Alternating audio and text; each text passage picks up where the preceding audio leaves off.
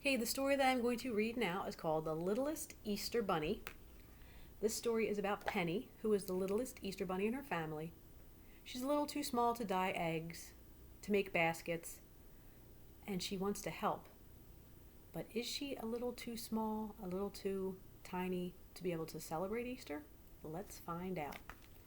So, The Littlest Easter Bunny by Brandy Doherty, illustrated by Jamie Pogue.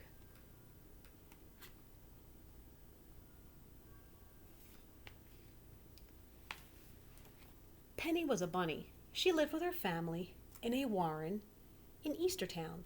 There were many bunnies in Penny's community, but she was the littlest one.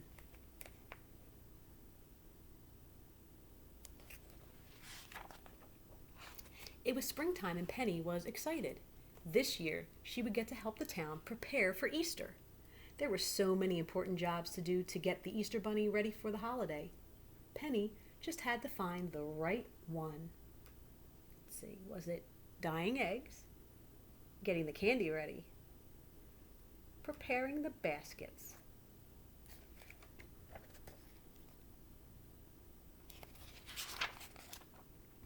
Penny's first stop was the egg painting studio. These animals were artists. They painted all the eggs the Easter bunny hid. Penny's sister Bee showed her how to dip an egg in the dye. But the vats of dye were very big. Oh, Penny!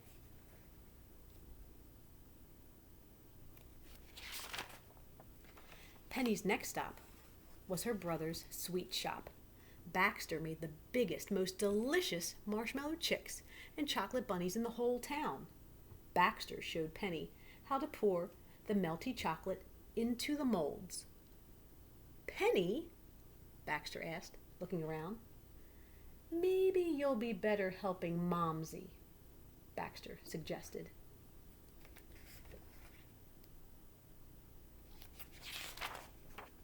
Penny hopped to her mother's basket weaving shop. The Easter bunny needs a lot of baskets for his deliveries. Weaving was more complicated than it looked. Penny got dizzy and spun in a circle. Then crash. Oh dear, said Penny's mother. Why don't you go see Popsy?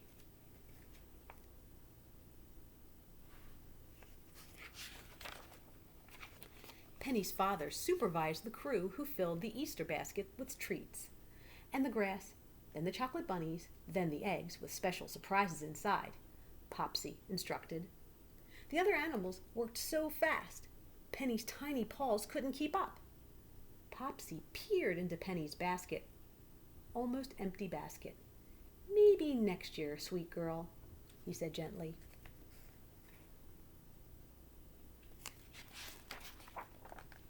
Penny hopped outside, but it wasn't a happy, snappy springtime hop. It was a sad, pouty, cloudy day hop.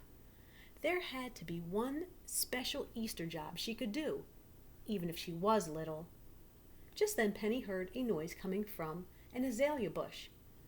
She peeked inside to find Peck, the chick. And he was little, just like Penny.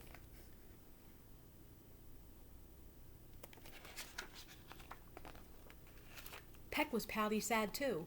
All the other chicks have found their special Easter jobs, he complained, except for me. Penny didn't like to see someone sad.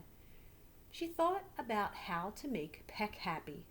Then she got an idea big enough for both of them. With a little help from Penny's family, Penny and Peck started making their own Easter baskets filled with treats. And the baskets were little, just like them. Easter Day was almost here. The whole town was bustling about helping prepare the Easter bunny for the big morning. Suddenly, Bee and Baxter hopped past the Easter bunny's egg hiders, caught spring fever. They can't go with him.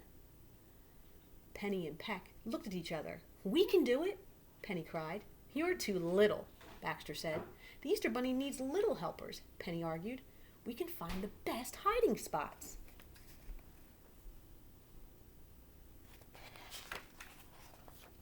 Penny and Peck sprang into action.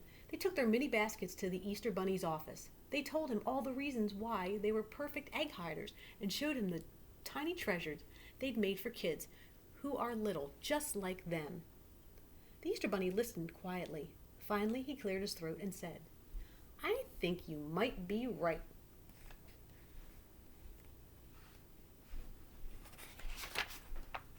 Penny and Peck had the best time ever helping the Easter Bunny hide all the eggs. They found new and clever hiding spots, and their mini Easter baskets were perfect for the littlest kids to find. They returned to Easter Town with big smiles and even bigger stories to tell. Their families were so proud.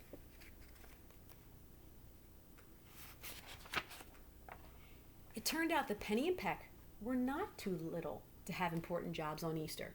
But more than that, they were not too little to make a friend, because sometimes the most special things are also the littlest.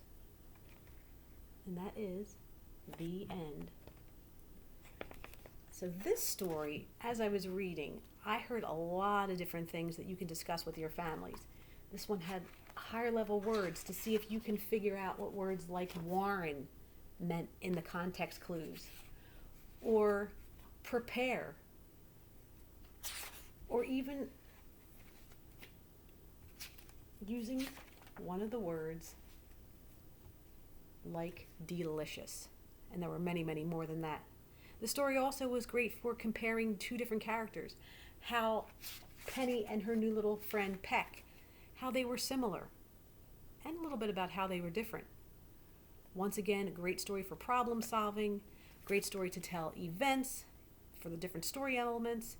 So if you enjoyed the story, share it with your family. Tell them a little bit about the story. Tell them what you learned.